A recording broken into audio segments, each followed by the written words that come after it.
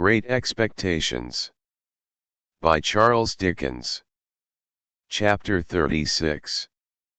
Herbert and I went on from bad to worse, in the way of increasing our debts, looking into our affairs, leaving margins and the like exemplary transactions, and time went on, whether or no, as he has a way of doing, and I came of age in fulfillment of Herbert's prediction, that I should do so before I knew where I was.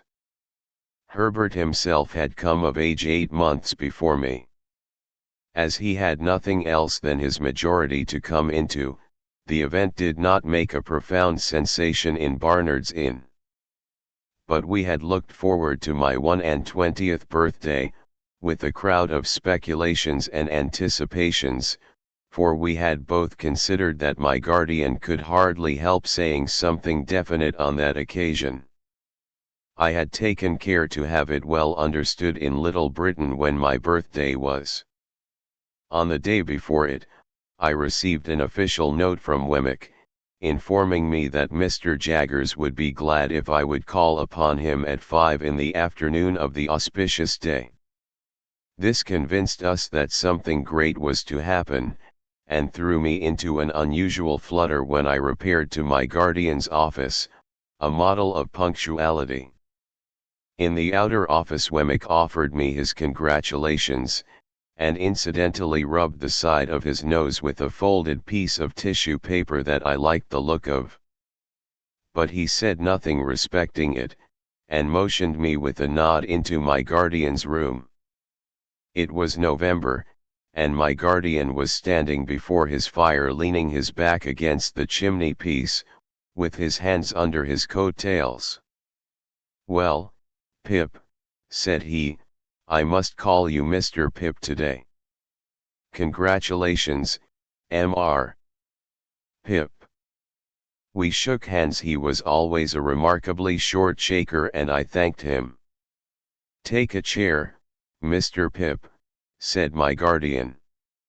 As I sat down, and he preserved his attitude and bent his brows at his boots, I felt at a disadvantage, which reminded me of that old time when I had been put upon a tombstone.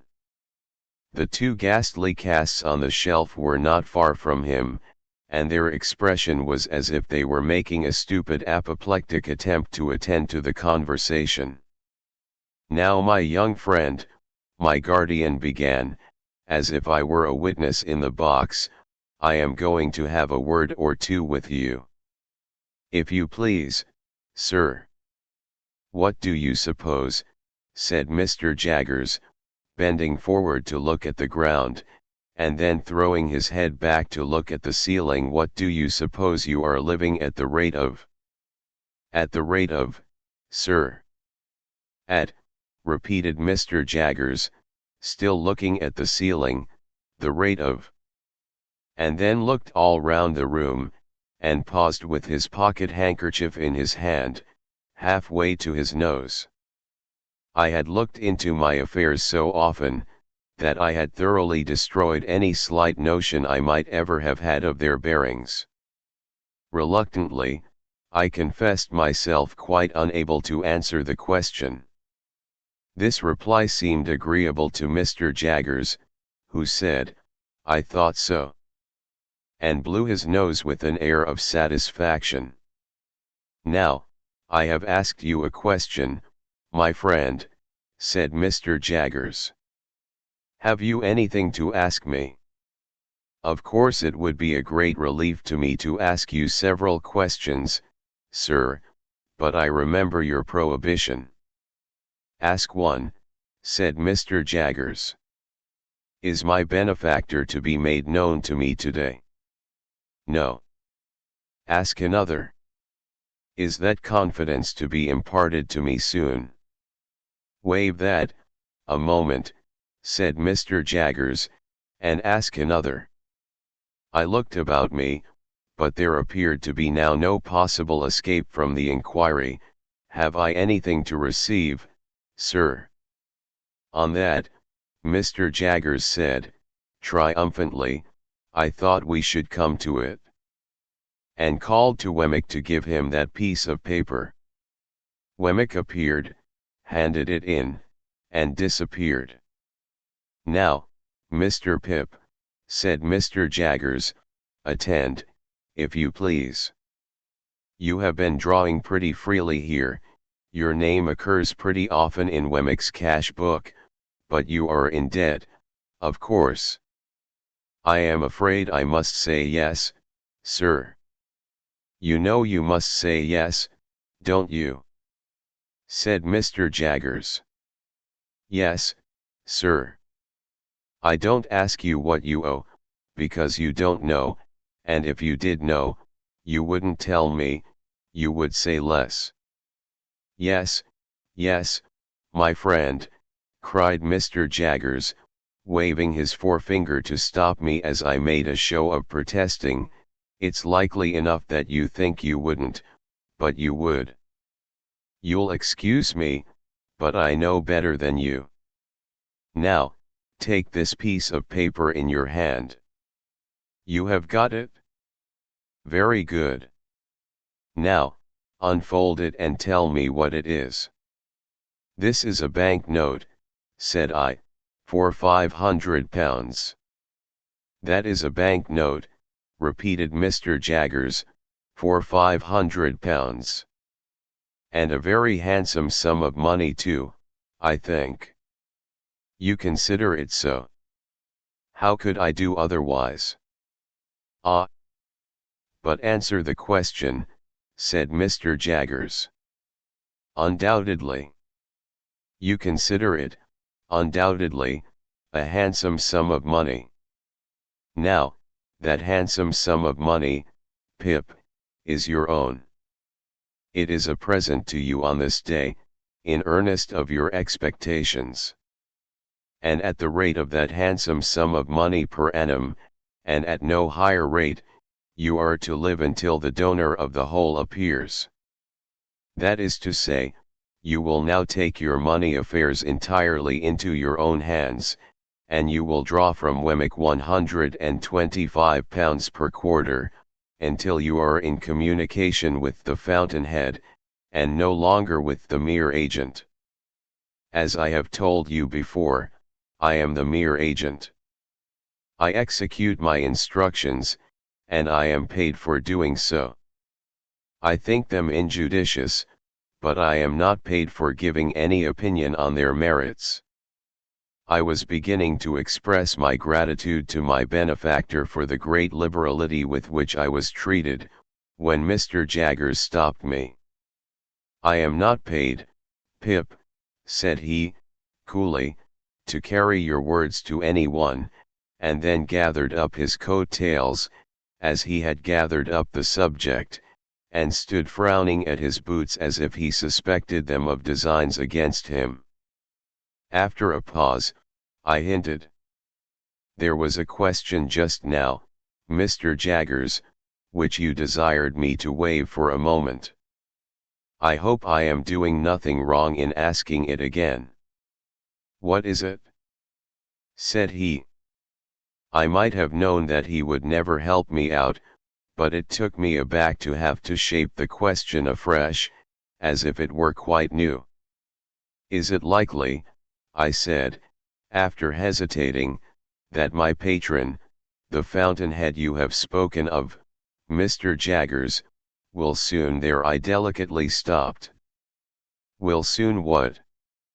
asked Mr. Jaggers. "That's no question as it stands, you know." "Will soon come to London," said I, after casting about for a precise form of words, "or summon me anywhere else." "Now, here," replied Mr. Jaggers, fixing me for the first time with his dark deep-set eyes, "we must revert to the evening when we first encountered one another in your village. What did I tell you then, Pip?" "You told me, Mr. Jaggers, that it might be years hence when that person appeared." "Just so," said Mr. Jaggers, "that's my answer." As we looked full at one another, I felt my breath come quicker in my strong desire to get something out of him. And as I felt that it came quicker, and as I felt that he saw that it came quicker, I felt that I had less chance than ever of getting anything out of him. Do you suppose it will still be years hence, Mr. Jaggers?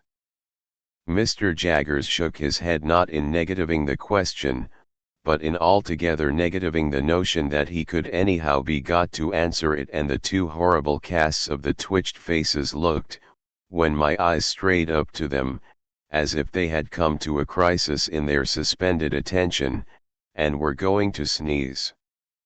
"Come," said Mr. Jaggers, warming the backs of his legs with the backs of his warmed hands, "I'll be plain with you, my friend Pip. That's a question I must not be asked. You'll understand that better, when I tell you it's a question that might compromise me. Come. I'll go a little further with you, I'll say something more." He bent down so low to frown at his boots, that he was able to rub the calves of his legs in the pause he made. "When that person discloses," said Mr. Jaggers, straightening himself, "you and that person will settle your own affairs. When that person discloses, my part in this business will cease and determine. When that person discloses, it will not be necessary for me to know anything about it. And that's all I have got to say." We looked at one another until I withdrew my eyes, and looked thoughtfully at the floor. From this last speech I derived the notion that Miss Havisham, for some reason or no reason, had not taken him into her confidence as to her designing me for Estella, that he resented this, and felt a jealousy about it, or that he really did object to that scheme, and would have nothing to do with it. When I raised my eyes again, I found that he had been shrewdly looking at me all the time, and was doing so still. "If that is all you have to say, sir," I remarked, "there can be nothing left for me to say."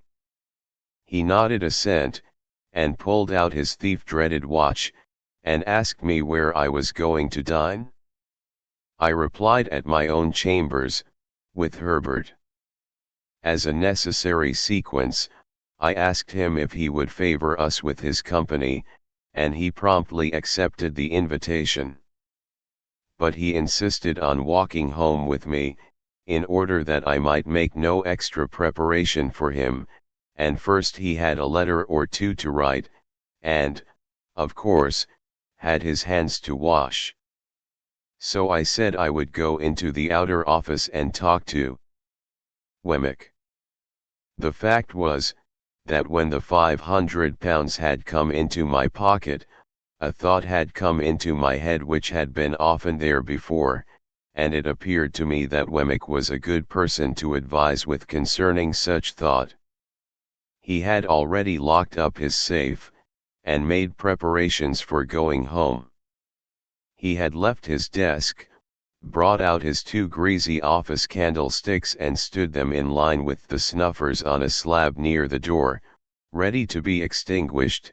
He had raked his fire low, put his hat and greatcoat ready, and was beating himself all over the chest with his safe key, as an athletic exercise after business. "Mr. Wemmick," said I want to ask your opinion. I am very desirous to serve a friend." Wemmick tightened his post office and shook his head, as if his opinion were dead against any fatal weakness of that sort.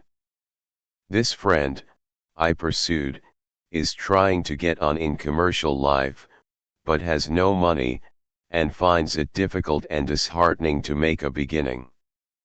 Now I want somehow to help him to a beginning." "With money down?" said Wemmick, in a tone drier than any sawdust.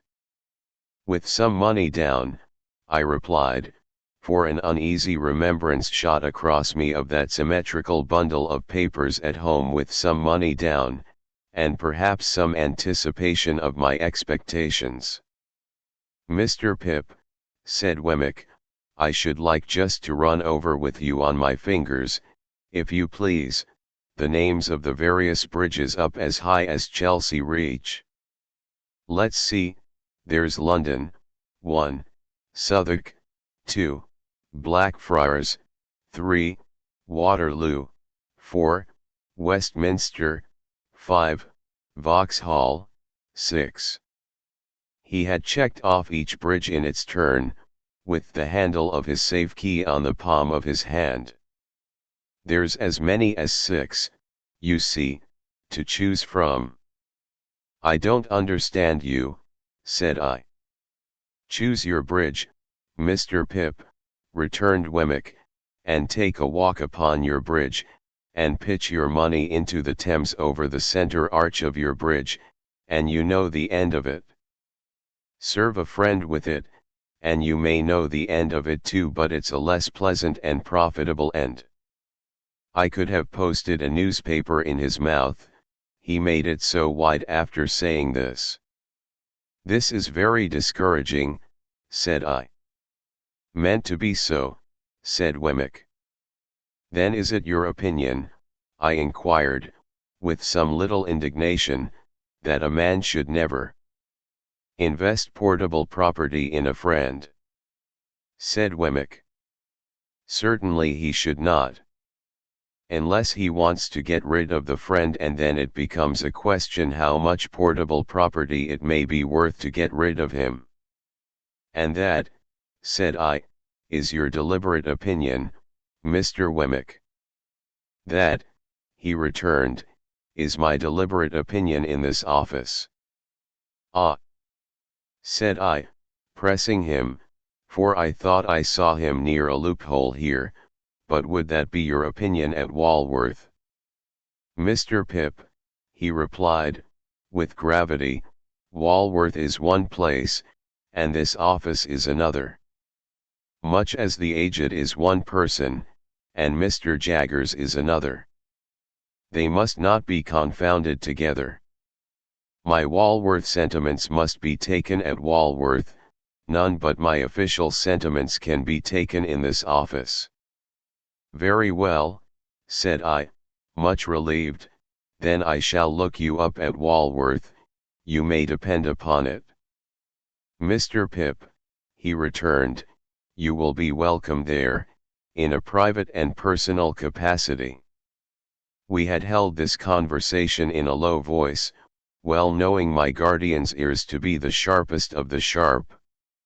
As he now appeared in his doorway, toweling his hands, Wemmick got on his greatcoat and stood by to snuff out the candles. We all three went into the street together, and from the doorstep Wemmick turned his way, and Mr. Jaggers and I turned ours. I could not help wishing more than once that evening, that Mr. Jaggers had had an aged in Gerrard Street, or a stinger, or a something, or a somebody, to unbend his brows a little. It was an uncomfortable consideration on a 21st birthday, that coming of age at all seemed hardly worthwhile in such a guarded and suspicious world as he made of it. He was 1,000 times better informed and cleverer than Wemmick, and yet I would 1,000 times rather have had Wemmick to dinner. And Mr. Jaggers made not me alone intensely melancholy, because, after he was gone, Herbert said of himself, with his eyes fixed on the fire, that he thought he must have committed a felony and forgotten the details of it, he felt so dejected and guilty.